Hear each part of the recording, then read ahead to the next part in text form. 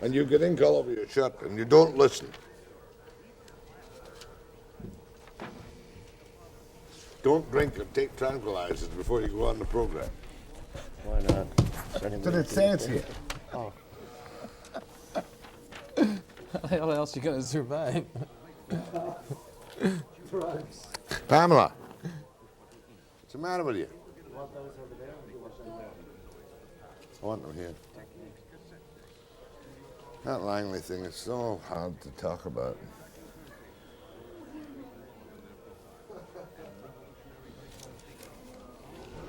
That's not bad. It seems to work. Who's that? God. Yeah, he's. Yeah. Yeah. Oh, yeah. He's. Look, there's a tough group, in there, but the best. GT41 means the fine line of Toyotas, Supras, Cressidas, Corollas, Tercels, and those hot 4x4s. GT41, Granville Toyota at 41st, the best-known car corner in the city. Shop wise for wheels. Get a lot for your money at GT41, Granville Toyota at 41st. Coming up next, Webster.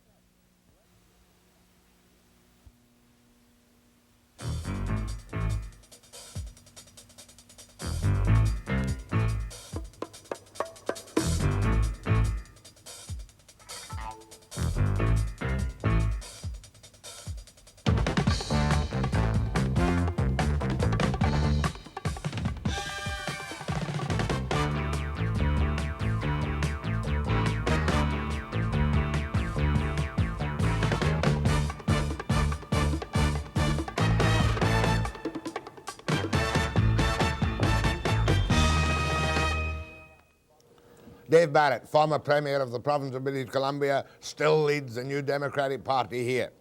This morning we're going to cover the whole field, the economy, the politics, the election, hydro rates, sale of the gas section of BC Hydro back to private industry perhaps.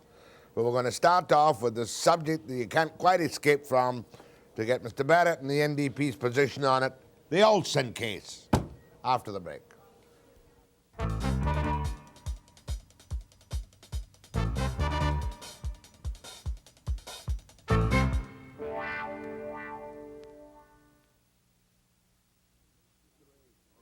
One hates to raise the specter of capital punishment in what is reputedly a civilized society aiming away from that kind of eye for an eye or a tooth for a tooth vengeance. But to Mr. Barrett, the leader of the NDP, I must put this proposition. Is it not very nearly impossible, Mr. Barrett, to argue against capital punishment in the case of a mass murderer of young people who is not insane? Is it not almost essential that the public gets its pound of flesh and that men like Olson should be executed by the state? Because here we are sitting now saying he's going to get killed when he goes into jail. We'll all say, thank God justice is done. But the state doesn't do it. We wait for another convict to do it. Yeah, well, first of all, any argument that hopes that somebody will murder somebody in prison is the most banal kind of absurdity that you could imagine. The fact of whether or not there's capital punishment focuses on a case like Olson, and if it is brought back in, what it does is allow society to escape its responsibility in the whole criminal justice system. What the problem is that every single day people are leaving prisons in North America in worse shape psychologically, far more dangerous when they leave than when they went in. There are high parole risks. They do not get any parole. And if we go to capital punishment and we use that as the vengeance, we allow society to run away and escape from examining the whole justice delivery system around criminal offenders, which is absurd, which is archaic, and which endangers society every single day by releasing people who we know are too dangerous to be on the streets. Well, how do we protect society? Do we just lock them up and throw away the key when a man has a violent record? And who has great faith in psychotherapy in prisons of all places? First of all, let us admit, finally, and once and for all, that we do not know everything about human behavior. We just do not know. We know how to put someone on the moon, but we don't know how to keep their feet on the ground. That's a simple way of putting it. Now, In 1958, there was a conference here in British Columbia, an international, worldwide conference on this very problem. And one of the speakers was a Dr. Bond from Holland, and he talked about the Dutch philosophy of diminished responsibility, where they not only judge the crime, but they judge the offender. And they have a system in Holland devised where they can incarcerate over a long period of time people who have shown by patterns of behavior that they are a menace to themselves and a menace to society. We moved a small way to that. Under the Mental Health Act, we can detain people, and on all the legal ramifications of protecting them are there. The trouble with us is that we have not used the system we have, and we are committed to an old system that rebounds on the basis of fear out of one case. It is predictable that there will be more of these incidences in the future, and it is predictable there will be an outcry to do something, and it is predictable nothing will be done. And capital punishment, in your view, is not now, nor will it ever be the answer? It is not the answer, but it is an escape hatch to allow people to say, okay, well, we got rid of that guy, it's over. The fact is that every single day, as you and I are sitting here, people are being released from prisons who are dangerous, dangerous, dangerous, and we won't even risk putting them on parole. But take the Olson case. First of all, we have this repugnant, repulsive business of $90,000, to use a precise figure, going to Olson's family, right? Yeah. And this seems to make this even more horrifying. While the families of the victims, some of them are in straitened circumstances, apart from the grief and shock and nightmares for the rest of their days, how can we possibly ignore them, pay off Olson's family? Well, there's two things involved. One, I want to remind people that I'm not talking just as a politician. I spent 5 years in the prison system. I started as a prison guard. I worked my way up through the system. So I'm talking about that experience as well as being my own background as a social worker. The day after it was announced that that payment was made, and that was a North American phenomenon, I read about it in the front page of the Los Angeles Times. The day after that was announced, in every single juvenile court, in every single prison setting, in every single probation officer, any offender who society was working with in terms of rehabilitation took one look at that and said, crime does pay. There is an epidemiology around this. Now, the payment is a judgment call. It is not a political thing. Some Socreds believe it shouldn't be paid. Some NDPers believe that. There is a division politically. But philosophically, it is a judgment call, and in my opinion, it was a bad judgment. But after the judgment... You disagree with MacDonald on this? Yes, I disagree with Alec, but that's a judgment call. But after the judgment was made, for the Attorney General not to tell the whole truth did more damage to that judgment and that decision and the process and to the victims' parents than anything else. It has been a schmozzle ever since. It got so bad that Norm Levy, and I'll tell you this publicly, was deeply concerned about the effect on the parents and has convinced Alan Williams that the families as a group are in need of counseling, they're in need of services to bring them together outside of the public glare. And I'm happy to say that Norman was successful in convincing Alan Williams in providing that service for the family. You're telling me that Williams, the Attorney General, has agreed to supply grief counseling to the families of the victims? Yes, at public expense. And it must be at public expense. And from this point on, they must be left out of the public glare. But they must be provided all those services that society can muster. And Levy, he forced the issue, and Williams, to his credit, responded. But that's one dimension in terms of that family. But in terms of the issue itself, Alan Williams will never recover publicly in terms of maintaining law and order and confidence in the system by having not told the whole truth about the decision he made on that payment. Because he was asked the wrong question. Well, come on. Look. Did you pay money to Olson? Not to Olson. Look, there is a time in politics for dodging. There is a time in politics for semantics. But there is no time in a matter like this to evade or to be evasive. You must come up and tell the whole truth, because regardless of who's in power, either we have law and order and trust in that system, or we've got chaos. Especially since many people on the inside knew of the deal and were really quite stunned when it was Clem Chappell's question, to which he said not to Olson. I don't know of many people who didn't know about that payment, and yet all of them kept their mouths shut before. To their credit. To their credit. And the payment was made, and within weeks after that, I knew about it. I kept my mouth shut too, because they were committed in a direction of a delivery of justice that nobody, and thank goodness the press, everybody shut up about it. But once they had shut up, once they'd made that commitment, the commitment was a tacit understanding that Williams would go up front and tell the whole truth. It's quite obvious, Mr. Barrett, and perhaps I shouldn't pursue this too strongly, that you do not believe the payment should have been made at any time. No, I believe there is an epidemiology factor in crime. I believe, as the police call it, copycat syndrome. I believe that payments, regardless of the circumstances, are an anathema to the system. It places the whole judicial system in a process of paying for information, and aside from this case, you must look at it, crime does pay is the answer. But if I, as a reasonable observer, accept the words of Alan Williams, the Crown prosecutors, and the RCMP, that on his first arrest for the murder of Judy Cosma, they only had a tiny touch of evidence, and that it was essential to do this, or he might not have been convicted even of second-degree murder. As a matter of principle... That's what they tell me. All right, as a matter of principle, if that is indeed the case, and because the public is now so concerned about that, and because Mr. Williams did not tell the whole truth, the only way, Jack, to put this matter at rest is to have a complete judicial inquiry. This would not have been necessary if it had been handled properly. But there is a public peace of mind that's involved here. And I know it's thrashing old straw, but I want to tell you in terms of understanding the justice delivery system, in the sense of justice and fairness, the rationale by leaking bits of information and their opinions as to why they did it leaves all questions unanswered. Either they shut up and forget it, or have a complete public inquiry. You want to see a complete public inquiry to see if the RCMP bumbled it? No, that is not my purpose.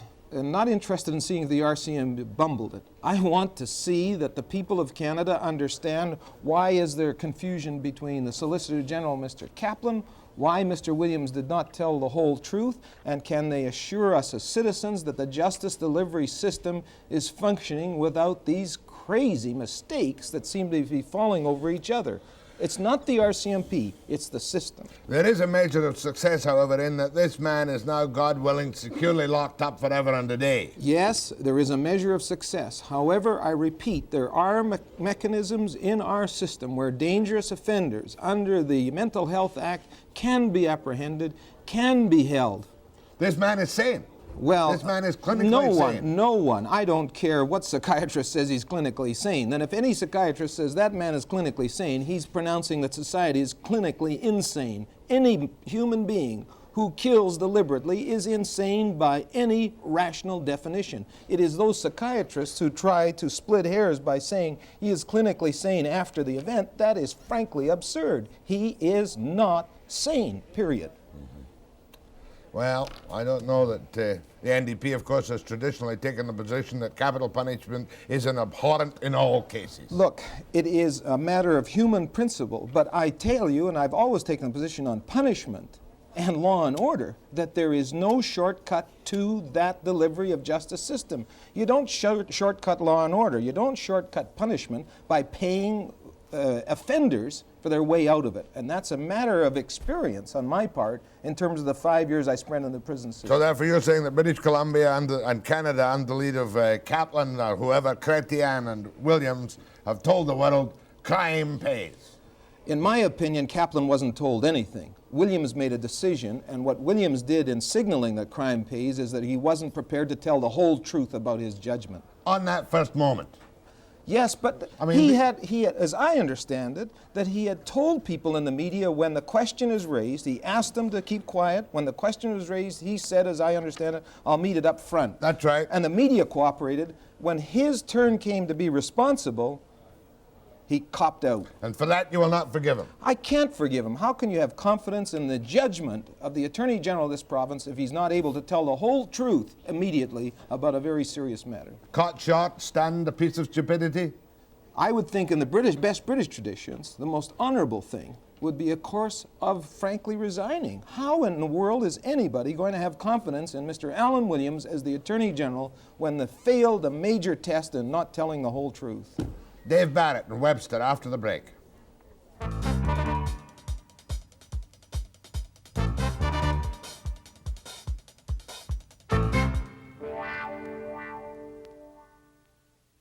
To Dave Barrett, leader of the NDP.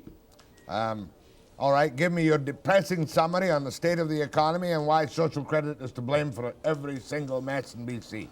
There's a good opener for you. Well, they're not to blame for everything in British Columbia, but had we been in power and this happened, there would have been screaming murder that the NDP's at fault, the NDP is at fault. The Social Credit Party is responsible, Bill Bennett's responsible for a significant part. The part that they're responsible for is not having continued to diversify the economy in British Columbia over the last 5 years, as we had started with the Petroleum Corporation. It's in its interests, Cancel and Plateau Mills. They abandoned all of that with the BRIC. BRIC was supposed to deliver this diversification. BRIC became nothing more than a holding company, and a disastrous one at that. So that leverage of $400 million worth of assets was dissipated by the Socreds.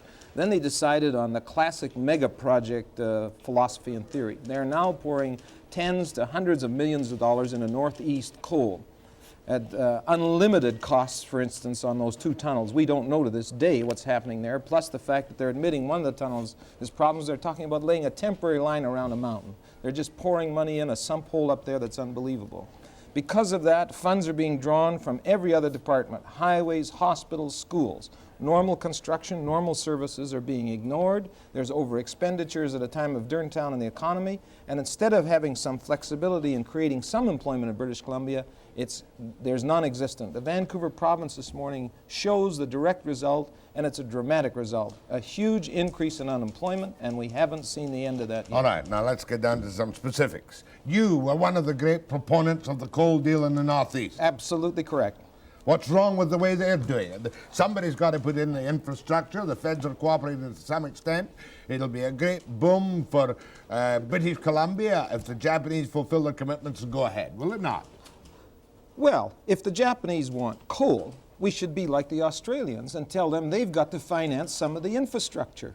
They're not in British Columbia. When we negotiated the deal through Gary Locke, we had a commitment through NKK on a feasibility study for a small steel mill. We built Rail West car plant, which was building rail car plants, and has now been closed by social credit. The equipment sold off. We'll end up buying rail cars from companies that are using equipment we used to own to build those rail cars. You still maintain that was a good step of your government, even though you were widely criticized for the additional costs you would incur by a plant on the coast. We talked about joint venturing. We talked about the Japanese putting money up front, we putting up money up front. We talked about shipbuilding. Right now, FedNat is going to build 4 ships to carry that coal. It's going to cost $160 million to build those 4 ships. Where are the ships being built? Don't know. 2 in Korea and 2 in Belgium. Not a single job for British Columbians out of that coal. Are you now telling me you'd go for a Canadian merchant marine subsidized to carry our coal to Japan? If we're going to subsidize anybody, let's subsidize ourselves. I am opposed to subsidizing offshore customers, in this case, particular Japan. Bill Bennett went to Japan and said, let's marry our economies. Well, he went along with a dowry as well, and it's an absurd situation. At this present moment, within the last 24 hours, we've learned that BP is reconsidering its participation in Secunca. There is no firm contract. If BP pulls out, as they tend to be indicating now, the matter becomes even greater disaster. Are you telling me Teck Corporation don't have firm coal contracts? I'm telling you that BP doesn't have firm coal contracts. As far as Teck and Denison, we have never seen on the table any contracts whatsoever. Would you close down the Northeast coal operation were you in power after, say, a snap election this year? There is no way that I could say yes or no to that question. What we must have quickly is open, public scrutiny into the whole matter. We don't know what's been signed. We don't know what commitments are there. All we know is at this point that tens of millions of unauthorized funds taken from other departments are being poured into there for a massive debt in British Columbia. Is that why we're down $700 million or something on its forecast? It is a significant factor of the current debt of British Columbia. It makes any claims they had against ICBC look like coffee money. They are driving this province into massive debt at an exponential rate of doubling the debt for the first 6 years they've been in office, and they'll double it again in the next 4 years. Bankruptcy? No. No matter how incompetent you are, the God-given resources of British Columbia will still keep us going for a while. But it's getting close to the point where we cannot squander those resources again. Can you confirm the story, which seems quite astonishing, that BC Hydro is about to sell for some hundreds of millions of dollars its gas division to separate it from the electrical section of Hydro? It's not me to confirm it, but I've read an undenied story By Marjorie Nichols in the newspapers that Mr. Ed Phillips of West Coast Transmission was in Mr. Bob McClellan's office discussing the sale, proposed sale, or the idea of the sale. Now, if Mr. Phillips is saying publicly that Mr. McClellan, the minister, was discussing that, I don't need any more confirmation. Would it be bad to sell the BC Hydro gas division to, I believe the name given was Inland Natural Gas? One of the reasons given by W.A.C. Bennett in the fall session of 1961, when Robert Bonner was the Attorney General and I was an MLA and Bob Strachan was the leader of the opposition, we had a 3-day session to take over public control the old BC Electric plus its gas distribution system. Remember. Social Credit took over, not the NDP. Every single member of the legislature voted for W.A.C. Bennett's move. One of the arguments at that time by W.A.C. Bennett was that the government must have, without fear or favor, the control over the delivery system of energy to industry, whether it is gas or electricity, so that industrial development in this province would never be under the pressure of private levers controlling gas or oil or electricity. We voted for it. We paid for it as taxpayers. W.A.C. Bennett's vision happened to agree with the NDP at that time. We all agreed to lose public control over the gas distribution in this province would not only be a short-term fiscal disaster, but it would be a long-term loss of public policy and industrial development in this province. Why would they do it? He needs quick cash. You mean if you got $350 million for it, what's that nowadays on a $6 billion budget? Look, W.A.C. Bennett left what was known as special funds. We added to them. There's about $600 million of special funds that the Social Credit put away for a rainy day, the NDP put away for a rainy day. Those funds are going to be called by Bill Bennett and Curtis. They need the extra $350 million to throw in to cover their over expenditures this year. It is estimated that the overrun in health alone is going to be $150 million in health alone. They need to cover all of those deficits they're running up. The government is out of control fiscally, so the $350 million is a short-term solution to cover them politically. More with Dave Barrett. Want to see where he stands on wage guidelines for the government unions that are going for 25% this year, now, after the break.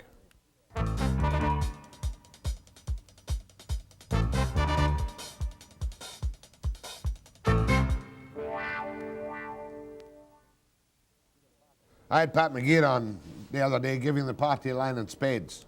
He was complaining bitterly about the fact that the universities gave the faculty binding arbitration, resulting in a 21% wage increase in 1 year. And noises come from Victoria that they're going to set down wage guidelines for the public sector because they must not be allowed to continue to lead the private sector. Where do you stand, Mr. Barrett, on laying down some restraints for public servants? First of all, in terms of the universities, if there's any criticism there, Mr. McGeer was he's the minister that allowed these things to happen over the past 5 years. Wage restraints with anybody have to be measured by hard economic reasons. I don't know what the bargaining positions are of either side. I don't even know at this point if they're down to serious bargaining. But I know that in the initial steps of two parties going into negotiations, one demands a high and one says a low. The only way to resolve this matter is start into serious negotiations right now, not to wait for crises. But you're a man of this province. You know the score. You know perfectly well, surely, Mr. Barrett, that public sector employees in the provincial government have kept up with inflation by and large and lead the public sector on the generous moves started by you in '72. When you gave them bargaining, recognition, and catch-up wages. We gave them bargaining and catch-up. The rest they had to fight for. The catch-up, as you will recall, we discovered some people who were below what they could have made considering the size of their families on welfare. They were the working poor. As of today, even you wouldn't suggest that government employees are in any way on the low end of scales. No, government employees are in a position to negotiate high wages. What people are not in a position to negotiate are low mortgages. The pressures on people out there to meet their costs of living are incredible. And as that happens, there are going to be higher and higher demands. if there was a move by the SOCREDs on the other end of the scale to proclaim the BC Savings and Trust, go into the mortgage field and say you can't have that much more money, we're going into socially directed reasons with other money, then they'd have a legitimate lever in terms of some clout. You can't blame the provincial government for the mortgage rates in Canada, surely, Mr. Barrett. Well, I can tell you they can put competition in the mortgage field with Savings and Trust. Bill Bennett did it with $200 million. That's right. Now, if he's done it 1 year, why isn't it being done now? And the question again relates back to Northeast Coal. Social credit, though, cannot be blamed for the disastrous slump in the lumber economy of British Columbia. Social credit cannot be blamed for the disastrous slump in the lumber economy, cannot be blamed for the disastrous slump in the mining economy. Now remember, I want to say this very quietly and very calmly. When we were in power, there was a minor slump in lumber and a minor slump in mining.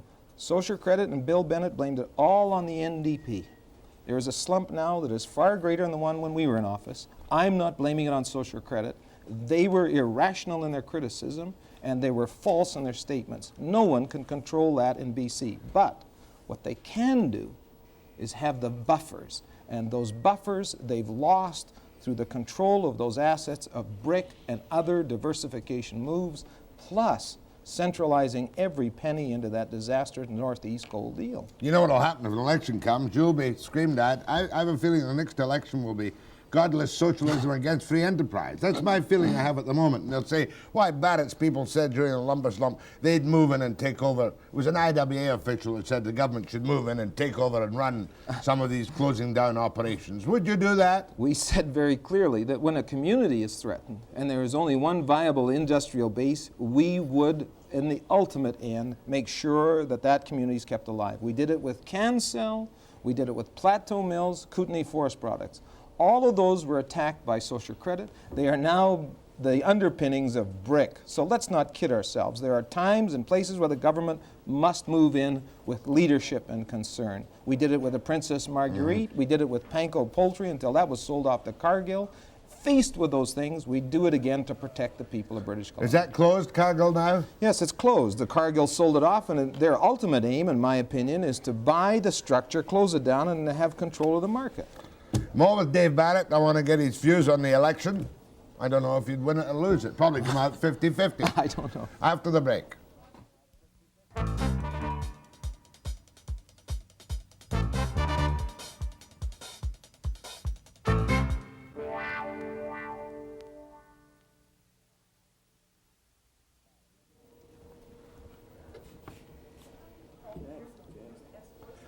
Dave Barrett. We were talking about civil servants. Look at that ludicrous situation that any taxpayer must cringe at. We had on there the other day, and I had John Russell of the Alcohol and Drug Programs. That's the remnants of the big Alcohol and Drug Commission. Yeah. 20 employees going in every day, signing their names, signing out again, collecting full pay until March 31. It seems to me, on the face of it, although I have sympathy for the people, to be crazy. It is crazy, Jack. Well, that's the kind of contract you gave them. No.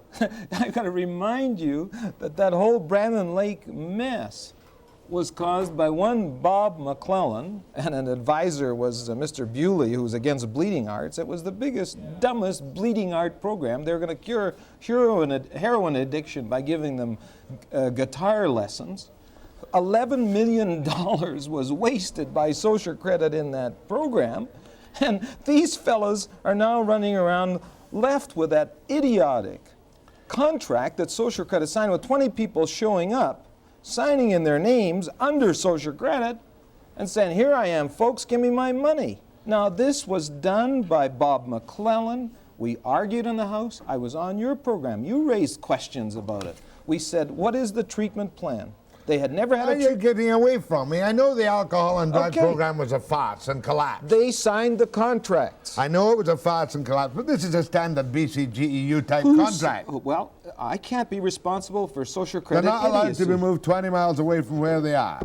A grace period is extended till the 31st of March. Nobody wants to move to Vancouver where jobs are available.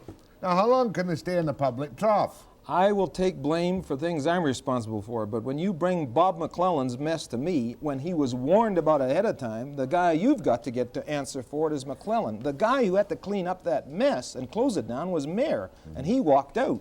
Yeah, you can't. I'm certainly not blaming the BC GEU for getting it in their contract. No. Because they negotiated with the government. But you will not concede, you have not conceded that surely now is the time for the public sector wages to hold back a little to let the private sector catch up. I would expect that in every area of negotiation, the trade union movement is very sober about its demands. It's a North American phenomena. Neither side at this point is willing to create a tinderbox. I expect caution and concern by both sides at the negotiating table. And reason demands. I see more evidence of reason in the last year and a half than I've seen in quite a while. Now, it's very tricky, though. And the one thing I forgot to ask you about is I did my own little screaming and ranting and raving about the $100 million steal from BC Hydro by the trebling of water license fees. Can you explain that to me? Well, what it means is, and you know, far be it from me, this is a historic day. I'm going to defend Bob Bonner. You better put this one in guilt. G-U-I-L-T or G-I-L-T? G-I-L-T. In guilt. Okay. Look. The Socreds have, because of Northeast Coal, been pouring money in out of general revenue, okay? Right. Now they've got to grab money, or I shouldn't say grab, but they've got to bring in money anywhere they can. Some bright person in the establishment over there has discovered by increasing the price of water to BC Hydro, that is, we'll let you use our water, BC Hydro, which we own, but you have to pay more money for it. You mean the water that runs over the dam? Through the dams. And the government charges the hydro. Charges hydro for the use. Every drop of water going through the dam. Yeah. Now the water is going to be charged a higher price to go through the dam. So Hydro is puzzled. They said, well, what does that mean? It says, you got to give us $100 million more for the use of our water. So Hydro is told that they're the bad boys. They have to raise the price of electricity to home users, and they see it in their bill, and to industrial users at a time when industry's having a tough time meeting a balanced paycheck. That $100 million flows through Hydro. It allows Bill Bennett and Curtis to say, oh, well, that's Hydro that's upped it. We got nothing to do with that. But they take the $100 million. They take the $100 million. That's really quite brutal. The one good thing that the social credit government has done, with which I'm sure you agree, is put up this BC Place Corporation to keep the construction industry and to revitalize downtown Vancouver and to build this magnificent centre. The stadium's terrific, roads or no roads. Now, surely you endorse the Alvin Nayrod type operation where there's something like $1 billion going in on a good, productive basis. I have serious doubts about the way they're handling it and involving the people of British Columbia and the people of Vancouver in it. But secondly, in terms of priorities, when we need housing, when we need investment in secondary industry, a $100 million stadium for the Whitecaps and the Lions is a little bit much. It's a decision that's been made, it's irretrievable. I would think that the best way to go ahead now with this project is not to bully the city or threaten the city, but to sit down and come up with reasonable proposals to maximize that project. It's almost impossible to deal with the city. I don't believe that. It's almost impossible to deal with the provincial government. Oh, yeah, BC Place has arbitrary powers it could use, but of course it's nervous about using them. But are you saying that if you were in power, you'd slow down BC Place? No, I'm not slow down BC Place. I'd make sure that its progress was in conformity with the general understanding of the people in Vancouver, and I think that's reflected in their choice of council. Because the unions don't complain about jobs in BC Place? No, not at all. That commitment is there. They don't make the policy. Now, what about Pier BC? Has Gracie been destroyed politically by being humiliated in public by Bennett on Pier BC? I mean, Gracie's one of your old antagonists, one of the great organizers for social credit. Yeah.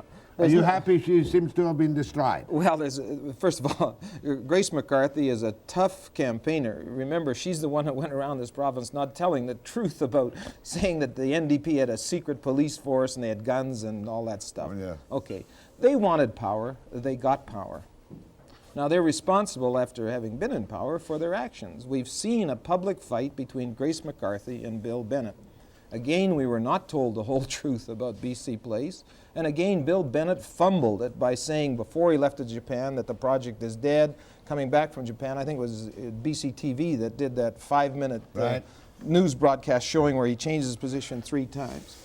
There's no doubt we witnessed a direct challenge of power between Grace McCarthy and Bill Bennett. There's no doubt, in my opinion, when the chips are down, Grace McCarthy was vanquished and defeated. Now, what she's going to do about her humiliation, I don't know. Do you still want to see a real inquiry into Gracie's finger? Yes, it's in the hands of the ombudsman, and I hope that there's no interference, and I hope he goes ahead. It's obvious that there's a need for an inquiry into that whole gerrymandering that went on. And you're still nagging on about that? No, you raised it. I'm responding to your question. I'm very sorry. Okay. Very sorry. Now, I want you to be very careful how you perform this morning, because the production center will probably be taping us for techniques, you see. So be on your very best form this morning. Lots of gestures, brightly to the camera. I suppose. Oh, by the way, your fly is open. Don't worry, dead birds don't follow the nest. Right. It's okay. Look. Mister. That's an old Churchillian statement. Look. Mr. Barrett withdraws that remark. Really? Goodness gracious me. Look, Jack, we got to have even in these tough times, we are entitled to some amusement. It was Social Credit that hired this crew from Hollywood for $14,000. Can you imagine, in British Columbia, they hired a crew for $14,000 that gave them a report that said Grace McCarthy shouldn't go on television with frizzy hair, that Don Phillips shouldn't go on television because he goes off the deep end, and that the Premier needs a shave. $14,000 to Hollywood to tell us those 3 things. Who is making those decisions over there? Your call. I'm so embarrassed. I think I'll go away. Oh, yes. Your calls to Dave Barrett, leader of the NDP. How can you change pace after that? Okay. After the break.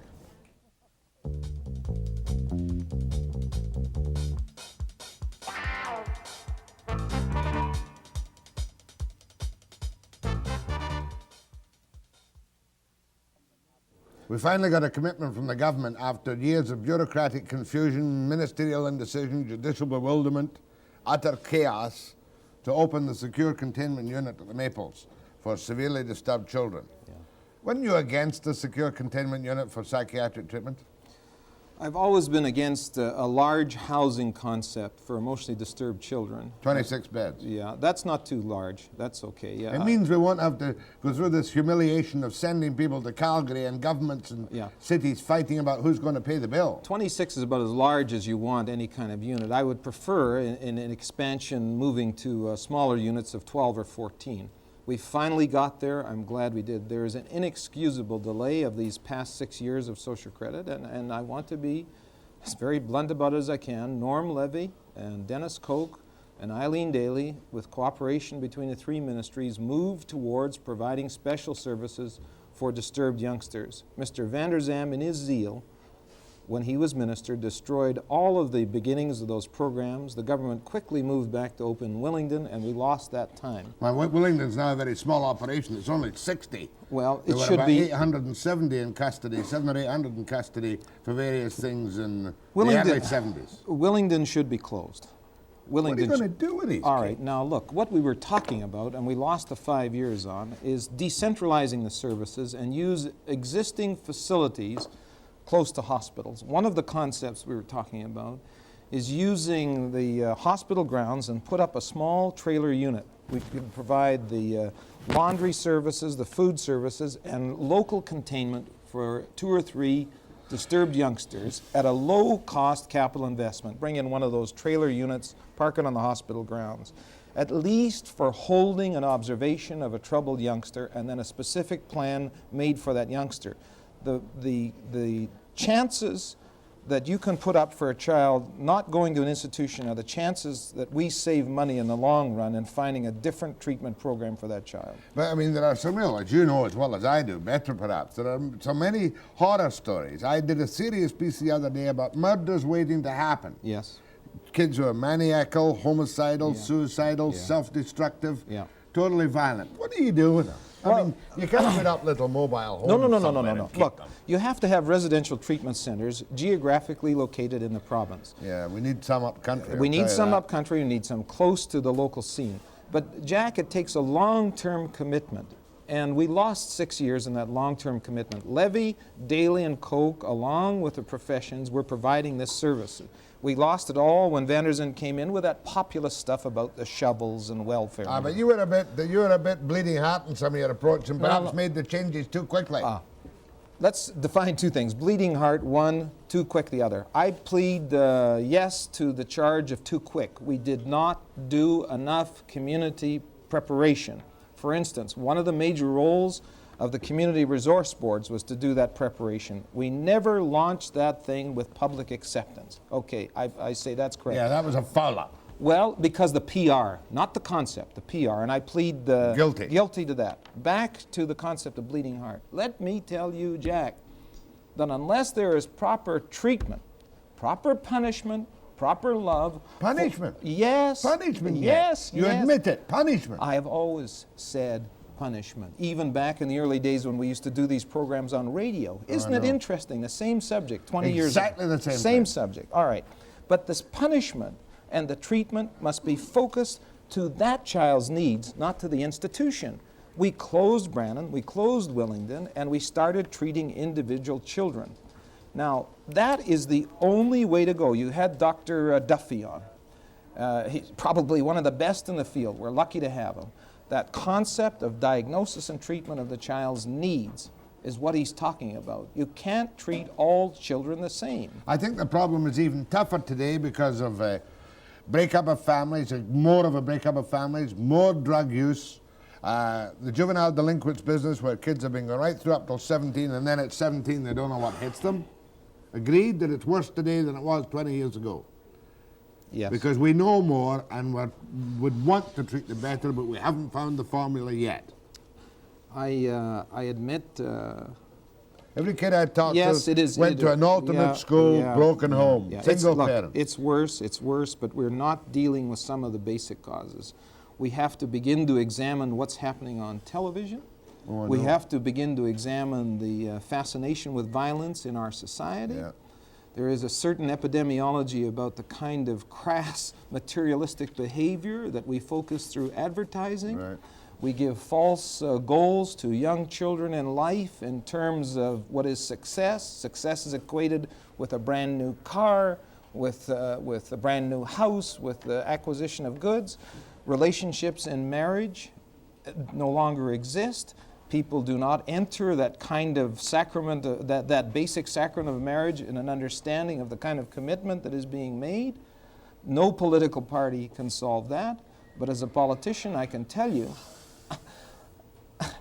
I'm very worried. We did quietly set up the Council on the Family with the church community, with the religious community. We brought in evangelical groups, the Catholics and the Protestants, quietly into my office as Premier. We did establish the Council on the Family. Unfortunately, and I don't like blaming social credit for everything, but unfortunately the government cut the religious community off from the funds in the Council of Family, and we had to fight for 2 years to get it back. These are the efforts of government that should be going into religious communities, that should be going into social structures to try to understand that the pressures on family life, the pressure on a philosophy of what life is about are immense, just immense. Okay. Just one little political question, then we'll go to the phones. I think it was Evan Wolf was saying that there was no discrimination against the application of lottery grants to NDP constituents, and that no NDP applications had been refused. Well, how do applications come in? On political thing? There's an admission there that they screen them by politics. How does he mean no NDP application? You mean there are social credit applications and there are conservative applications? The man, by his denial, confesses that they're making definition on whether or not they're NDP applications or SOCRED applications. The man is convicted by his own denial. Okay, election. Bennett looks like he's going to keep his promise made in this program that there will be a full enumeration of the people of British Columbia before there is an election. And I believe the preparations are being made now for the first full enumeration of voters in 35 years. It will be done this spring. Well, I hope so. The only concern I have is that if there's a snap election, it is my understanding, and I may be incorrect here, but it is my understanding if snap election is held before that enumeration is finished and double-checked through mailing out the cards, that we could still have an election on the old lists in this province. Well, I would concede that too, because the election must be decided by the party in power at the time when they best think they can win it, right? Okay, I accept that, but if we are to believe everything we are told by Bill Bennett and Evan Wolf, we will have in front of us in this session a new Elections Act. They promised that. Plus, we must, have a commitment from Bill Bennett and Evan Wolf that once the enumeration is finished, and that should be done within 60 days and finished, that is the list any election in the future will be called from. Well, they may keep to that. When do you anticipate an election? If you were Bennett, I mean, quite seriously, if you were Bennett, when would you call an election, considering the booming unemployment, the drop in revenues, and it might get worse yet? I don't know the answer to that question. I just don't know. I do know that, that their fiscal policies, in terms of demanding the federal government to get out of joint programs as they did 4 years ago, they are monarchists just like Mrs. Thatcher. That's their attitude. That if they're going to commit us again in another budget in that direction, I think he should be responsible enough to say to the people of British Columbia, this is where I want to go for the next 4 years, this is how I want to go there, and I want your approval or disapproval. You mean if he's going to go the same way, he should introduce the budget, then call an election? That's my opinion. If he continues on his monetarist policies, the same policies essentially as Mrs. Thatcher in Britain, and balance the budget, cut costs. same havoc, then I say he should go to the people. Would you go into deficit financing in an economy as it is It now? is not necessary to go into deficit finance. The reason we have serious financial problems in this province and why we're drawing on the funds left by W.A.C. Bennett and by us is because of Northeast coal subsidies. You cannot put in $1 billion, most of it from general revenue, at a time of recession for subsidizing coal to an offshore customer. Your calls to Dave Barrett, leader of the NDP in British Columbia. Your call.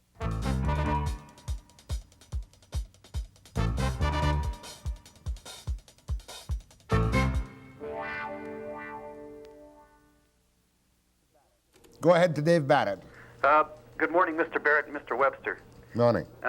Prior to the last provincial election, did you not negotiate a deal with the American government? And I'm speaking on the oil pipeline, or rather the oil rail line, that was proposed by the NDP to be built from, I believe it was either the Yukon-Alaska border down through to I think it was Port of Vancouver you had in mind. Yeah, what we had in mind, and we went to Washington, D.C. in '79, Captain Harry Terry and myself and one of my staff went and we met with Brock Adams, who was then the Secretary of the Interior. What we had in mind was a direct rail line link-up extending BC Rail through to Alaska, through the Yukon to Alaska. There was favorable interest in Washington, and as leader of the opposition, I reported that. Then I was invited to Alaska as leader of the opposition it was April of '79, and I spoke to a special joint session of the Alaska Senate and Legislature on the proposal. The Alaska Legislature and Senate had set up a committee to investigate it. That proposal is still viable. It's still viable. The Americans are interested. No contract was negotiated. I was leader of the opposition, but the interest was there. You still think it's practical? Yes, I do. Well, regardless of whether or not we carry oil, it's still practical. We must have, there is no rail link between Alaska and the United States. The Americans are vitally interested in that rail link. But they won't put up the money to build it. Well, they know the proposal I had was that we, the citizens of British Columbia, had already put up our share. They've got to pay the rest. They understand that. Good.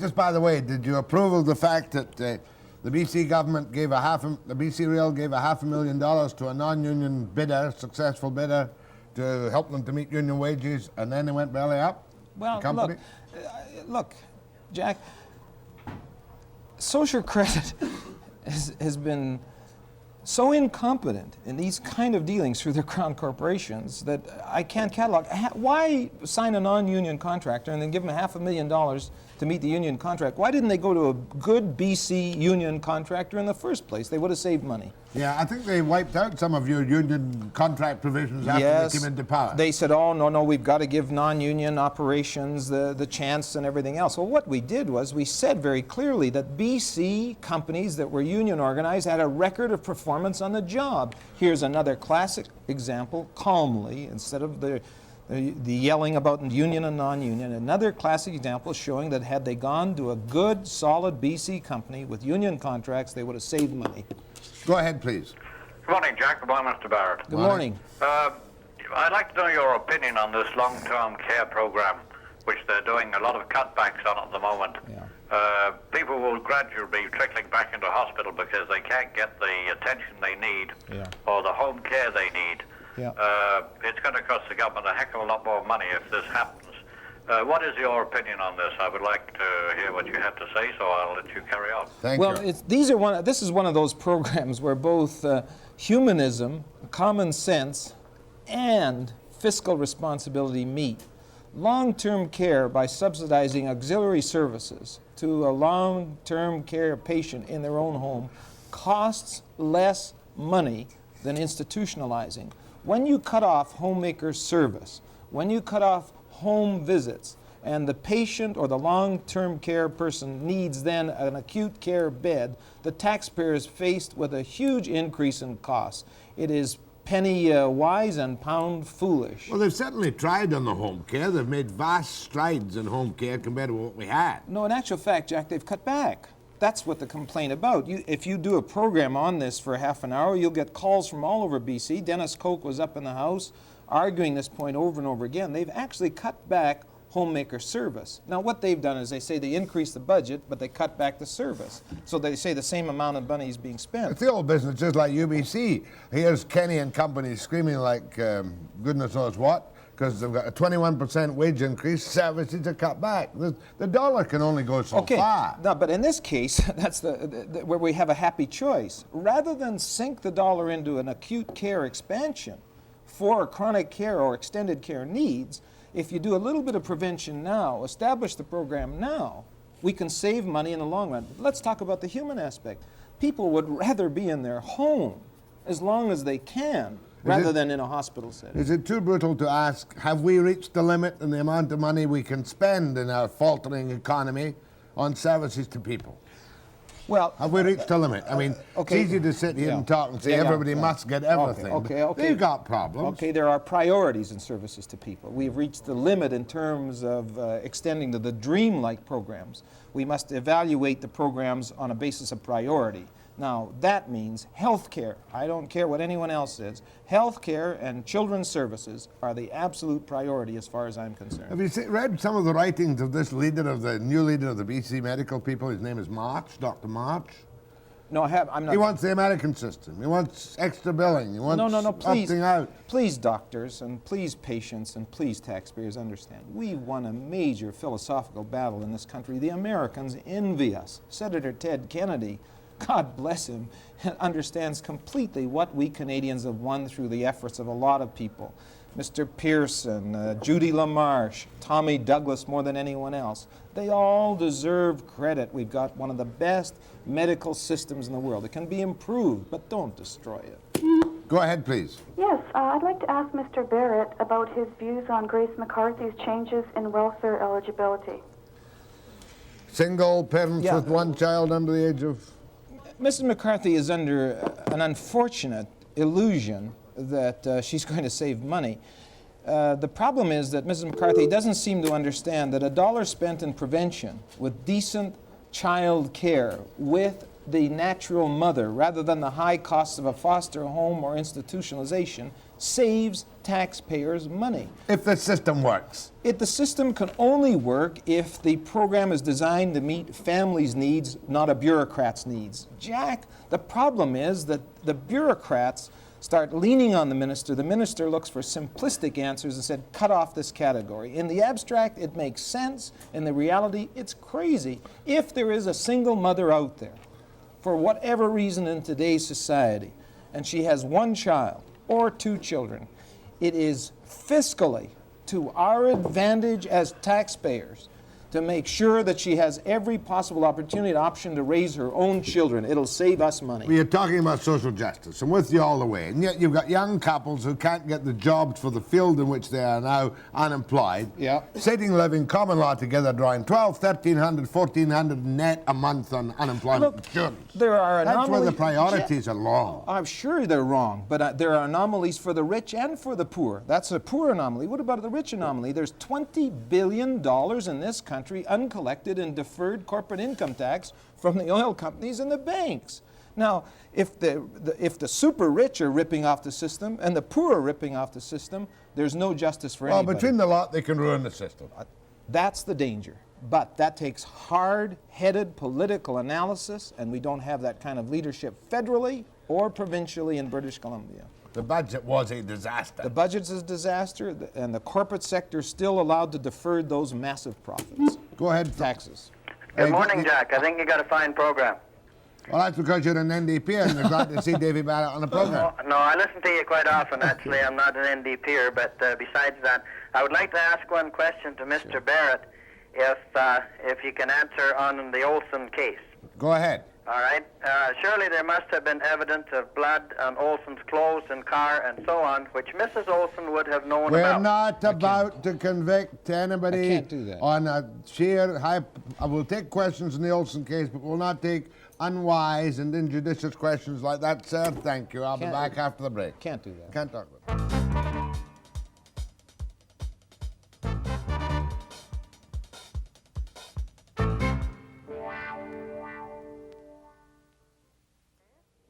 Go ahead to Dave Barrett, NDP leader.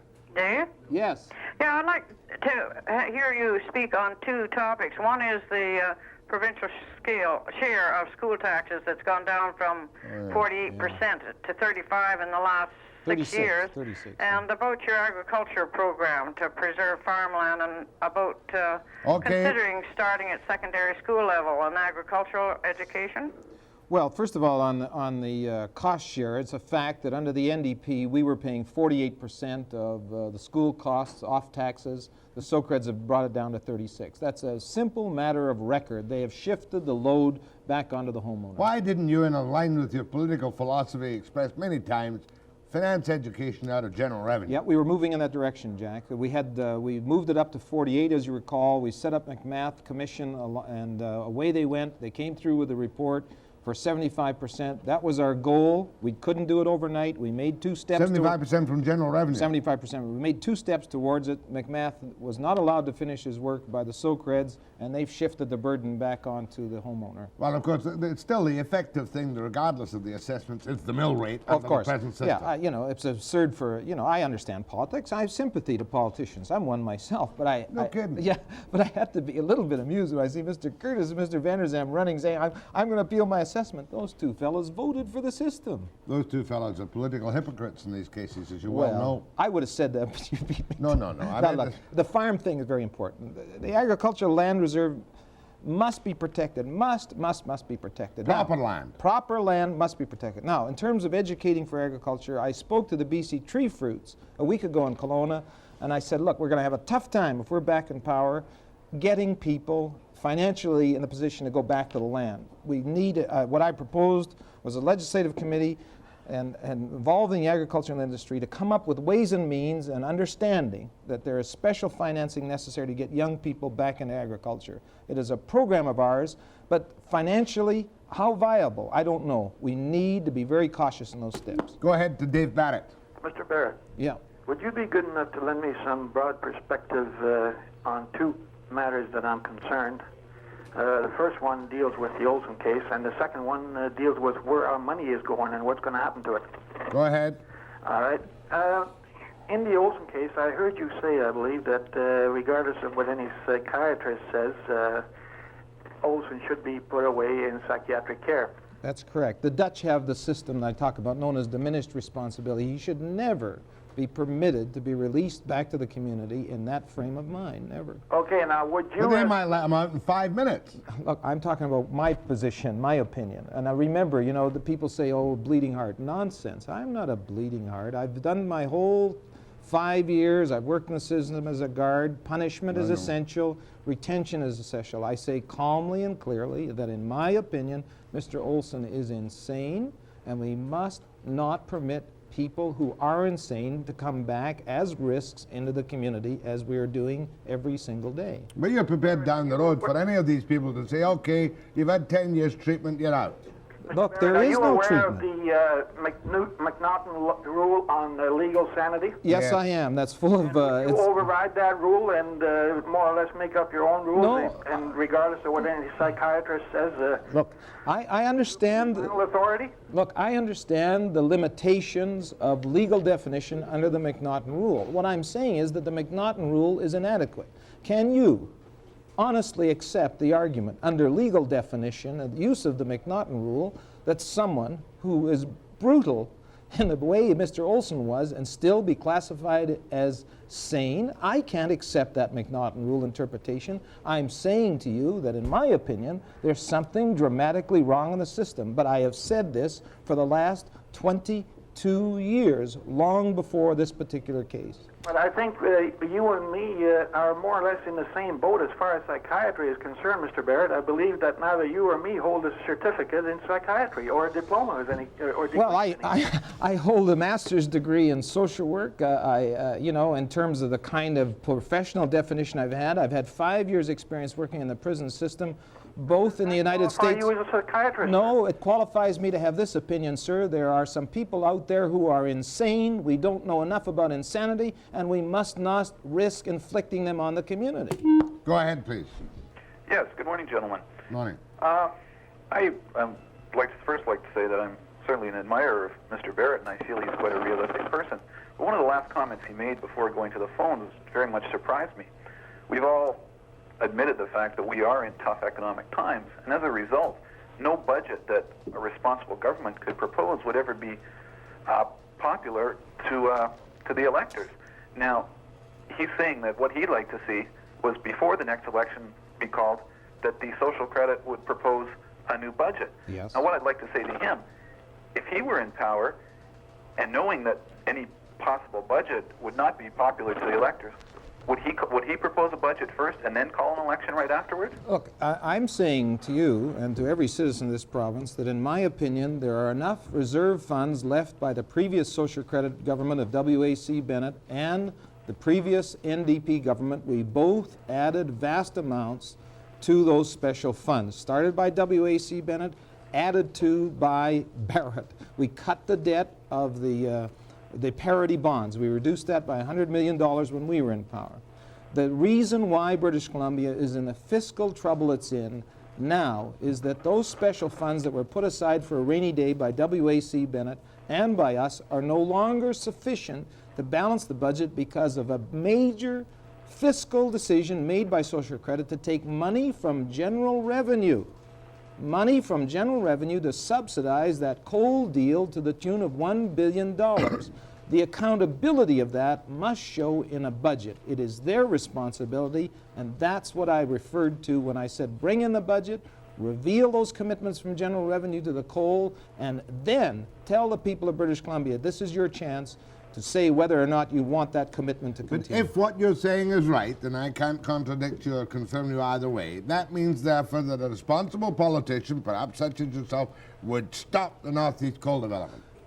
I don't know where it's at. All we know is that general revenue is going in. We've seen no contracts. We've seen no... We don't know. We're told, and we know. We do know this for a fact, that money is leaving general revenue directly from the estimates of other departments, municipal affairs and highways, into that project. And look at the hundreds of millions you poured down the tube in the bankrupt BC Rail and had to stop construction on the extension to... Those contracts were signed by W.A.C. Bennett. But you carried on with it. We had no option. If you recall, the administration of W.A.C. Bennett was convicted of civil fraud. Yeah, but the point I'm making is that when a politician takes power, yeah, it's very difficult for him to change the course set by a previous government. There is no NDP question. But I make this point very clear. I was in Japan a year ago. The Japanese obviously asked me to come because of their concern that we might be in government. What would we do with a coal deal? I said clearly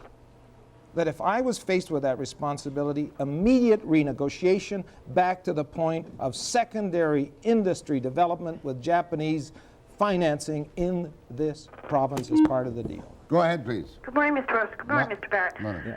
I have a question directed to Mr. Barrett. Earlier in the program, you asked in regards to the housing corporations and what you'd like to do. If you were in power again, what would you do on the housing?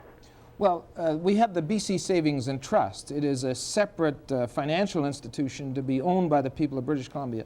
It was passed in the spring of 1975. Bill Bennett and the Socreds voted for it. We set up a committee between the government and the BC Central Credit Union to come up with the administrative recommendations for implementation. The bill was passed in the spring of 75. We were defeated in December of 75. The Socreds got the report in February of 76, and they've kept the report secret ever since. Just one line on that. The way you wanted that to go, you would use that as a vehicle for funneling public money through for mortgages. Yes. Mortgages, small loans for fishermen, small business, and agriculture. Ma'am, I gotta go after the break.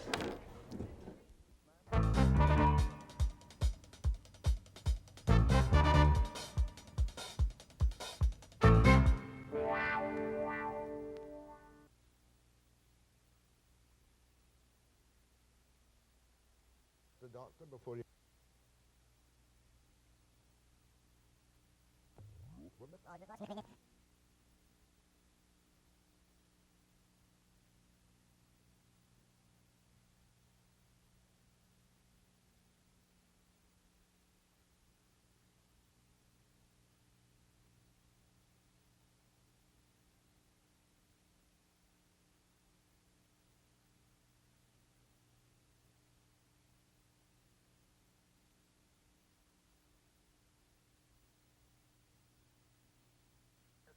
Go ahead to Dave Barrett, NDP. Yes, good morning. Two things, if I may, Mr. Barrett. Yes. You're standing on the convention center. Vancouver being third largest city in this great country of ours, I was very disappointed when the convention center went down the tube. Yeah. Because I think, quite honestly, we could be a world center for conventions. Yeah. What is your stand on that? Well, of course, the first questions we asked, and the thing that damaged that project in the public's minds, was not, again, getting the whole truth about the costs. You'll recall that we were first told it was around 20 million, then 50 million. The concept of a convention center deserves support, but it cannot get the kind of support and a good foundation needed without the whole truth. And the process has now got a sour taste in the taxpayer's mind. We do need first-class facilities. My own feeling is that the private sector was not challenged enough to come up front with the money and the investment. I believe in public funds. I believe in some areas of public ownership. But in the area of a convention center, it should have been joint venturing with commitments from the private sector well in advance. The concept should not die. This project is dead, but the concept should not die. You're very good at these answers, you know. You go around the corner a little bit, skewer social credit, and then come back to the positive concept. The second point, if I may, Mr. Webster. Okay. I can't deny the reality of history. The fact was we weren't told what those costs were going to be, and they did not challenge the private sector. And I'm an NDPer saying that. No kidding. Yes, okay. Go ahead, please. The second point I would like to bring up is on the transit end of things, we have a three-headed monster and three different boards of directors running one industry. In Ontario, for 45 years, the transit, and probably one of the most respected transit properties in North America, in Toronto, TTC, has been run with one general manager reporting to a commission.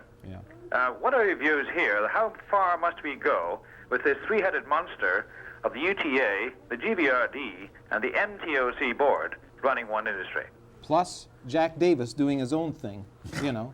Now look, it's really been an absurd waste of time. You recall that those 2C buses were built in BC shipyards by BC workers and put in place. Jim Lorimer, directly with the GVRD and Hydro, were involved in expanding transit. We bought buses, we expanded the service. They have bureaucratized it as a delay in getting a system in place. I regret that. Your question is valid. There should be one clear-cut authority. And you know, there's no question about it. You approved the deal with Ontario. What, on the ALRT? Yeah. Oh, I have serious reservations about that system. I saw that originally in Kraus-Maffei in Germany, and I said, nothing doing. I'm telling you, I have serious reservations of my own about the technical abilities in terms of inclines and in terms of turning capacity over that system. Okay, go ahead, please. Good morning. Two quick questions. The first one regarding the ward bill, the ward system. Yes. Do you believe the Socreds will kill the ward bill? Should it be resubmitted by the City of Vancouver?